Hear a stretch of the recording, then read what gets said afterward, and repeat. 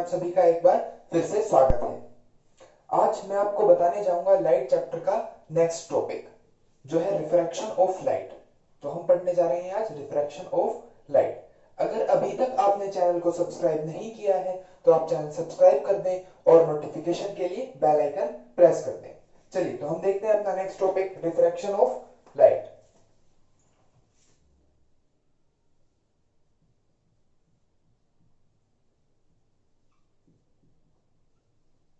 तो बच्चों refraction of light क्या है?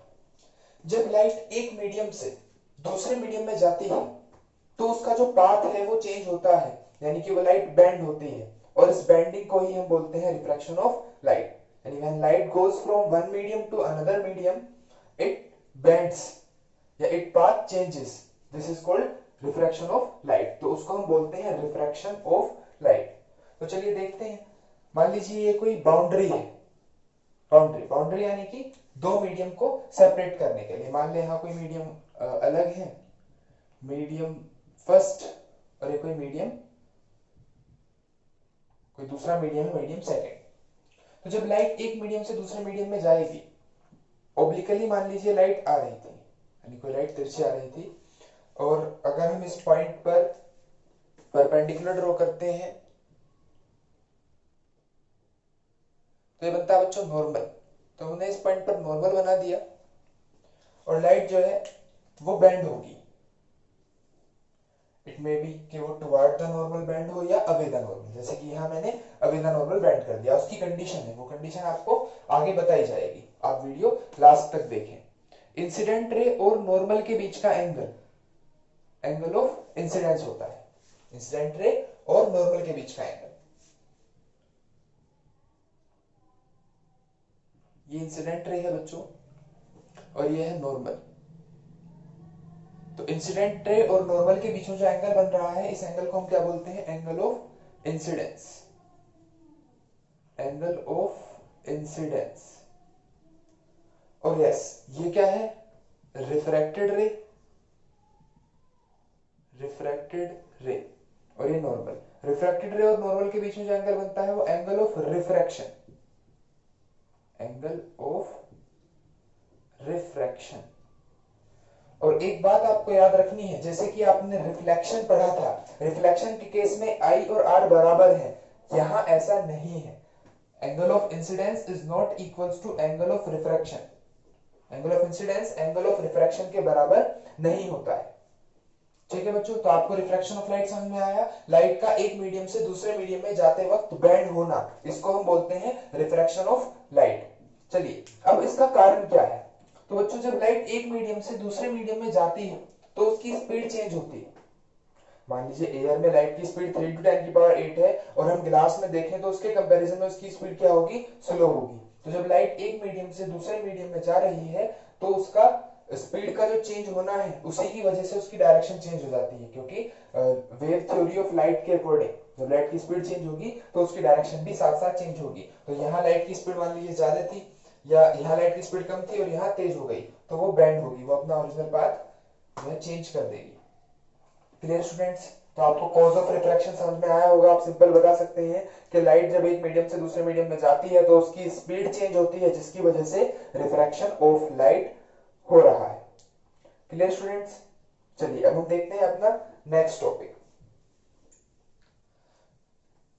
यहां हम दो टाइप के मीडियम पढ़ने वाले हैं, एक ऑप्टिकली रेयर मीडियम और second optically denser medium. Optically rare medium,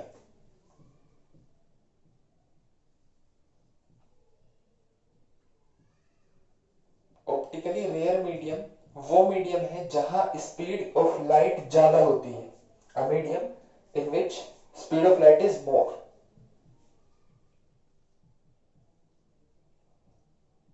in which speed of light is more, जहां लाइट की स्पीड ज्यादा होगी उसे हम बोलेंगे ऑप्टिकली रेयर मीडियम, जैसे कि एयर है। और optically denser medium,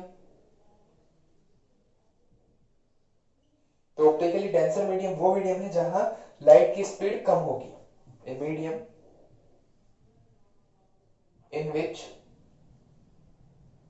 speed of light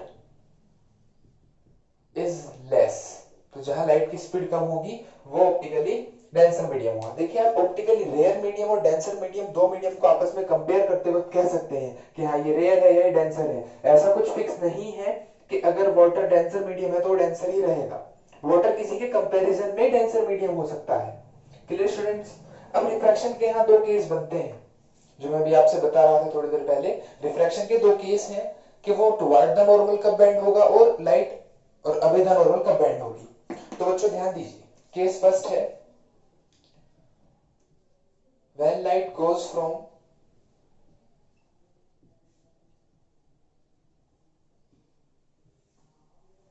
rare to denser medium।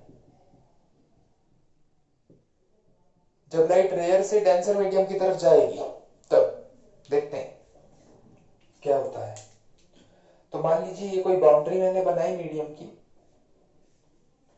और ये बनाया नॉर्मल। ठीक, इस मीडियम को मैं कह रहा हूं कि ये रेयर मीडियम है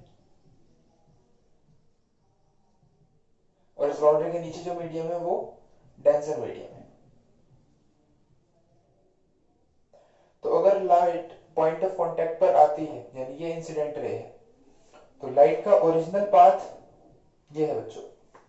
लेकिन लाइट रेयर से डेंसर मीडियम जब भी आएगी तो वो टुवर्ड द नॉर्मल बेंड होगी। मतलब कि लाइट को जाना तो इस पाथ पे था, ऐसे सीधे जाती, लेकिन रिफ्रैक्शन की वजह से वो टुवर्ड द नॉर्मल बेंड हो गई। क्लियर? चलिए अब देखते हैं सेकंड केस। सेकंड केस क्या है? When light goes from denser to rare medium। जब लाइट डेंसर से रेयर मीडियम की तरफ जाएगी तब क्या होगा? तो मैंने मान लीजिए बाउंड्री बनाई, ठीक है, ये कोई बाउंड्री है, ये हुआ नॉर्मल। और जब लाइट डेंसर से रेयर मीडियम जाएगी, मान लीजिए N2 डेंसर मीडियम और ये N1 रेयर मीडियम। जब लाइट डेंसर मीडियम से रेयर मीडियम जाएगी तो क्या होगा?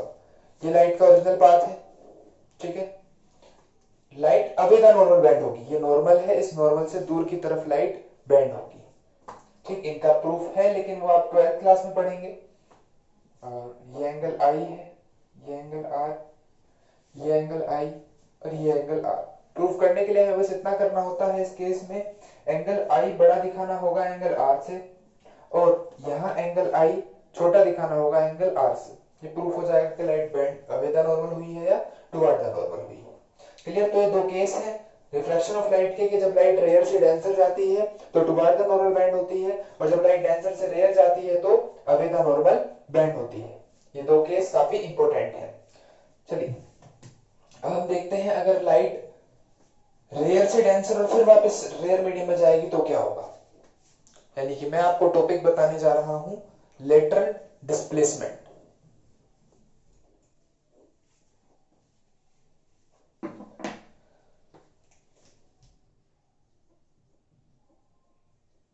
लेटरल डिस्प्लेसमेंट, ठीक है बच्चों। तो लेटरल डिस्प्लेसमेंट क्या है? देखिए मान लीजिए मैं कोई ग्लास स्लैब कंसीडर करूं, rectangular glass slab, rectangular glass का कोई पीस है। अब लाइट इंसिडेंट होती है यहां, ठीक, ये इंसिडेंट है, मैं नॉर्मल यहां ड्रॉ कर लिया।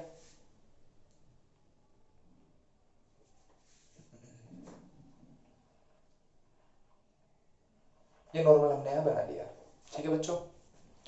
अब इस नॉर्मल पे मैं इसे नॉर्मल नाम दे रहा हूं N1 और ये है हमारी इंसिडेंट रे।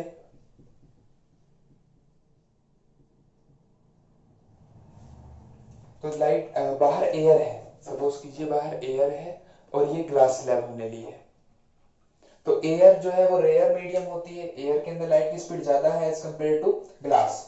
तो लाइट रेयर से डेंसर मीडियम में आ रही है तो टुवर्ड द नॉर्मल वो बेंड होगी। अगर मैं लाइट का ओरिजिनल पाथ बनाऊं तो लाइट का ओरिजिनल पाथ ये है बच्चों, जैसे वो आ रही थी तो सीधी चली जाती, लेकिन लाइट कहाँ बेंड होगी, टुवर्ड द नॉर्मल, यानी कि मैं इसे थोड़ा सा इस तरफ बेंड कर दूं तो ये लाइट का पाथ है। मतलब अगर रिफ्रैक्शन ना होता तो लाइट सीधे जाती, ड्यू टू रिफ्रैक्शन ये लाइट इधर बेंड हो गई। क्लियर। नेक्स्ट, अब मान लीजिए यहाँ फिर पॉइंट ऑफ कांटेक्ट बना, मैंने यहाँ फिर नॉर्मल बना लिया, ये नॉर्मल N2 है। अब लाइट का ओरिजिनल पाथ ये है, लेकिन लाइट अब ग्लास से वापस एयर में जा रही है, ये ग्लास है, लाइट वापस कहाँ जा रही है, एयर में। तो लाइट ग्लास से वापस जब एयर में जाएगी तो उसका फिर रिफ्रैक्शन होगा, और अब रिफ्रैक्शन होगा अवे द नॉर्मल, क्योंकि लाइट अब रेयर मीडियम से डेंसर मीडियम में जा रही है। लेकिन रिफ्रैक्शन कुछ इस हिसाब से होगा कि मैं कह सकता हूं लाइट इंसिडेंट रे के पैरेलल ही रहेगी, मतलब ये इंसिडेंट रे थी, ठीक है बच्चों। तो जो रिफ्रैक्शन होगा लाइट उसके पैरेलल रहेगी, और ये जो लिटरली डिस्प्लेसमेंट हुआ है, मतलब लाइट को जाना तो इस पाथ में था, लेकिन ग्लास स्लैब से पास होने की वजह से लाइट जो है लिटरली थोड़ा सा पीछे रह गई। तो ये जो डिस्प्लेसमेंट हुआ है, इस डिस्प्लेसमेंट को हम बोलते हैं लेटरल डिस्प्लेसमेंट, ठीक है बच्चों, lateral displacement, the distance between incident ray and emergent रे। ठीक, ये रिफ्रैक्टेड रे है, रिफ्रैक्टेड रे, और ये है बच्चों इमर्जेंट रे।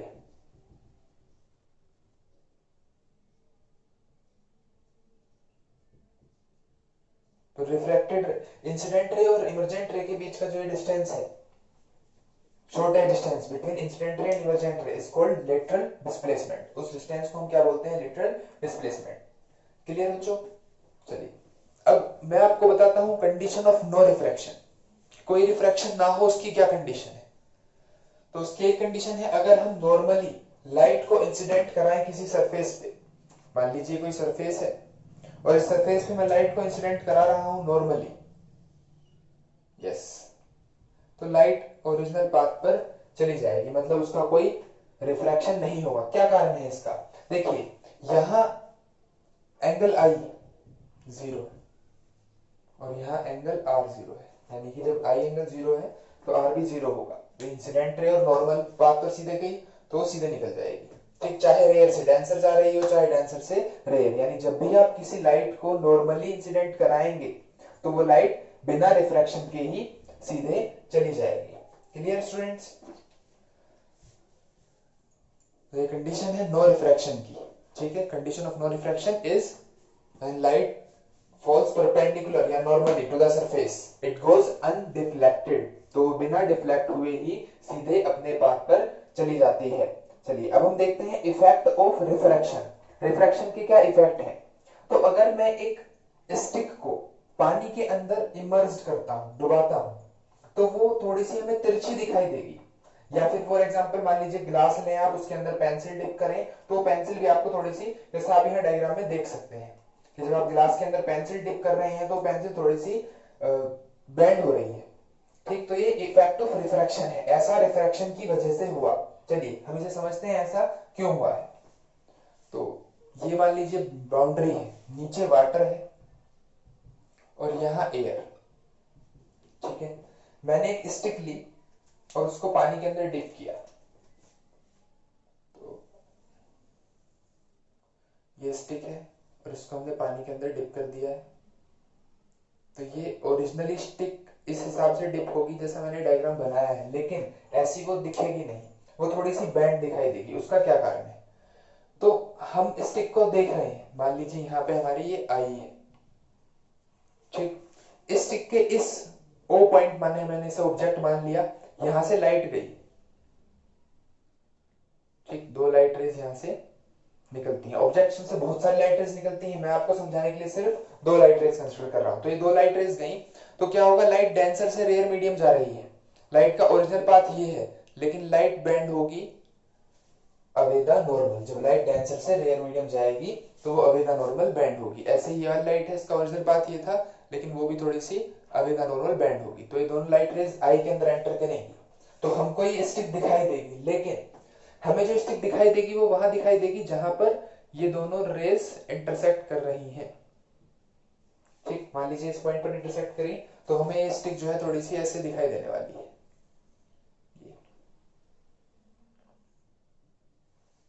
तो जब स्टिक को हमने पानी में डिप किया तो वो स्टिक थोड़ी सी इधर से बेंड हो जाएगी ऐसे, मतलब पानी के अंदर वो आपको इधर बेंड दिखाई देगी। तो रिफ्रैक्शन ऑफ लाइट इसका कारण है, इसकी वजह से स्टिक हमें बेंड दिख रही है। चलिए नेक्स्ट इफेक्ट हम देखते हैं। ये पहला इफेक्ट है रिफ्रैक्शन का। और अगर मान लीजिए मैं कोई ऑब्जेक्ट पानी के अंदर रखता हूं, ऑब्जेक्ट इमर्ज इन वाटर, तो वो ऊपर दिखाई देगा, looks higher than it actually. ठीक, जहां पर वो एक्चुअली है उससे वो ऊपर दिखाई देगा। मान लीजिए कोई कंटेनर है पानी का, यहां पर कोई कॉइन रखा हुआ है। ठीक, मैं इसको यहां से देख रहा हूं, तो होगा क्या बच्चों, जब आप इसे देखेंगे हो सकता है यहां से जो लाइट रेज निकल रही हैं इस ऑब्जेक्ट से, वो दो लाइट रेज ऐसे पास हो गई, तो मे बी ये कॉइन आपको दिखाई ही ना दे। यानी ये कॉइन एम्प्टी वेसल के अंदर एक रखा हुआ है, बर्तन के अंदर, और आप उसे यहां से देख रहे हैं, तो इट मे बी पॉसिबल कि आपको ये कॉइन दिखाई ना दे। लेकिन अगर मैं इसके अंदर वाटर फिल कर दूं, मान लीजिए इस कंटेनर के अंदर हमने वाटर फिल कर दिया, तो अब क्या होगा, अब ये लाइट जैसे जा रही थी वैसे नहीं जाएंगी, अब लाइट डेंसर से रेयर जा रही है, क्योंकि ये वाटर है और बाहर एयर है।